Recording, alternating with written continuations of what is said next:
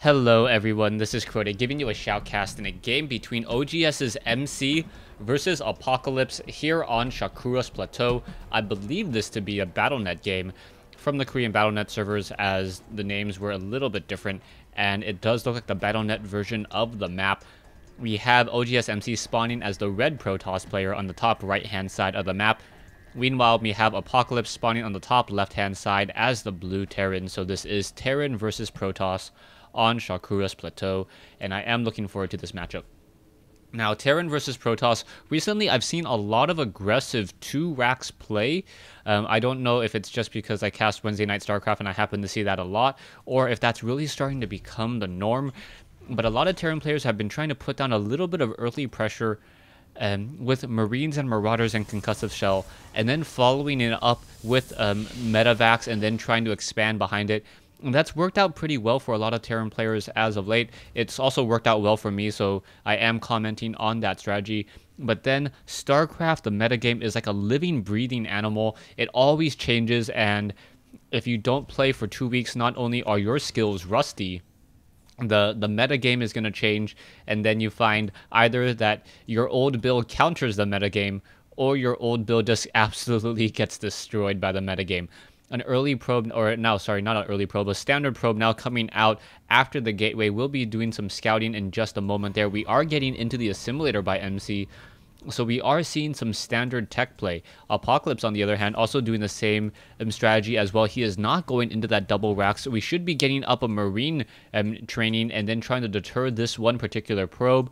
It is very important for a Terran player to get rid of this probe as quickly as possible, just because your strategy is revealed much earlier against much earlier, as you are going to be building either an additional racks or an additional factory, and your opponent will know what to do from there. On the other hand, a Protoss player has a little bit more time to buy that cybernetics core. All you can really see is whether or not there's going to be double gas in play. And even if there is double gas in play, MC could try to use the double gas to get as many sentries as possible. One Marine now on the ramp. We are going into another barracks and a tech lab on this barracks as well. So we are not going into the reactor play that I have seen a little bit more common as of late, as we are now going into a Reaper. So this is a Marine into a Reaper, perhaps a Reaper harass. I could see Apocalypse trying to get another tech lab as well. He is getting up a second refinery. So if he tries to go for triple Reaper pressure might actually be able to deal some damage. Reapers do take a fair amount of time to build, as we are going to get a bunker here. It doesn't look like anything's being added on here just quite yet. So perhaps the Reaper is just merely there for harassment, as Apocalypse is currently supply locked at 19/19. A horrible mistake there. He could have taken the time to add on that tech lab, and now going for a Marine instead. You can see that poor probe trying to make its way in, unable to do so, but a Reaper at least will be able to get some scouting. MC now placing down a Stargate at just the right position for this Reaper to scout it out, and this Reaper more than worth its weight, as it will see this one Stargate come in here. As long as he clicks on it, the Reaper also going to get some damage. One probe already down, 2 probes down, as a Stalker and a Sentry are trying to make its way in. 3 probes now down. If he's actually able to get off a 4th shot, taking a look at the worker kills, it is going to be 4 workers killed, and that will even it up significantly. We are now going to get a lot of Marines trained. We also have a factory, and we should be seeing a starport coming in right behind this. That starport would definitely help in order to shut down any void rays. We are also going into a reactor now. A little bit curious. Apocalypse knows that he will be dealing with void rays or phoenixes, and a reactor takes a large amount of time to build. A void ray could be chrono boosted out, and we'll see how this all works out in the long run. A lot of Marines going to be trained up, and it looks like he is going to instead go for a Banshee. A Banshee or a Raven. That doesn't make that much sense to me. A Banshee and a Raven both get shut down by Stargate pretty easily, as we are now going into more gateway play, and we are now moving out with Stalkers, Sentries, and a probe to set up that proxy pylon. The Void Ray will have a range of 6, so he can put pressure on this front door, forcing the bunker to try to unload first. And the Stalkers and the Sentries are also going to be able to shoot up onto that high ground as well, as that Void Ray now making its way over. That one poor SCV already destroyed there. The proxy pylon will be warping in just a moment.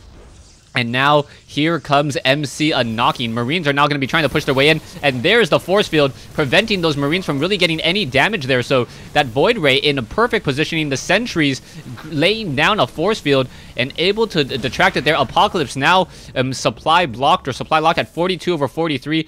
The Void Ray is going to do it once more on the far side. The Sentries, however, taking a little bit of damage there. They have to be careful as a siege tank now making its way over. There is no siege tech just quite yet. We are getting a Viking trying to be trained out as the Guardian Shield, and also a force field coming into play, and just that range of 6 just destroying Apocalypse. He's now sitting at 46 over 51. A Viking now finally making its way out, but it will be a little bit of time. SCVs unable to mine, constantly being forced to try to repair this one particular supply depot. The SCVs were not pushed back, though, as those SCVs are now going to get stuck there. One sentry also is destroyed once more. MC has to be very careful. He has to just hold that position, and that supply depot will get taken down. Meanwhile, back over here, there is a Banshee in the base. That Banshee did get 12 kills before MC realized it, and now tries to block that off there. So both sides taking a fair bit of economic damage. Harvester count 28 SCVs compared to 21. And now with that Viking in the air, the Viking should be able to just shoot down this Void Ray. The Viking has superior range and also has superior mobility, allowing it to kite very, very easily.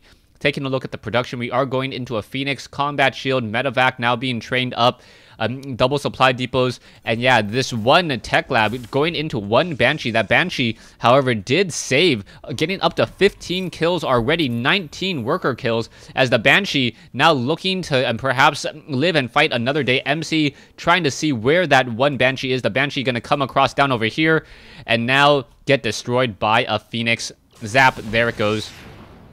And now perhaps the Phoenix will be making its way off into the main portion of the field, into the battlefield here. We are now getting into a lot of Marines. The Marines do have stim pack. The siege tanks now starting that critical siege tech research as the robotics facility about to be completed. We can now see the units are now slowly making a push back out. The Marines are now going to try to engage and then just shut down all of MC's units here. And down goes a very expensive Void Ray. So Apocalypse doing a very good job of just trying to run off of one base, and it looks like a lot of units are going to be trained, and now Apocalypse will be trying to get an all-in here. So Marines, 3 tanks, a Medevac, SCVs, and a Viking making its way out. There are only a lot of Sentries and Zealots, and that is not a good combination at all. The Viking going to be able to shut down, I believe, that Phoenix pretty easily.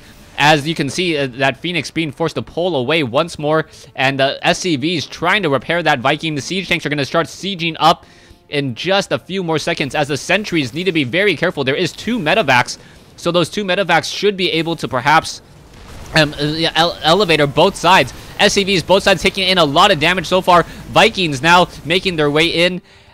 Perhaps, where's that Viking? I lost the Viking. Okay, so the Viking was taken down, but the Marines were making their way in. There's the Viking. The Marines making their way in, able to shut down the Immortal, and Apocalypse doing a great job using one Banshee to try to harass. And originally, I thought that that Banshee would be the death of Apocalypse, but in fact, it was not. Apocalypse able to survive with that Banshee with 15 worker kills for a total of 19 worker kills. Meanwhile, just a front door, losing that bunker and a supply depot, but in the end, the Marines were able to fend off the attack, not really using those Marauders. Thanks for watching, thanks for listening. I hope you guys enjoyed this 1v1 replay between oGs's MC and Apocalypse here on Shakuras Plateau.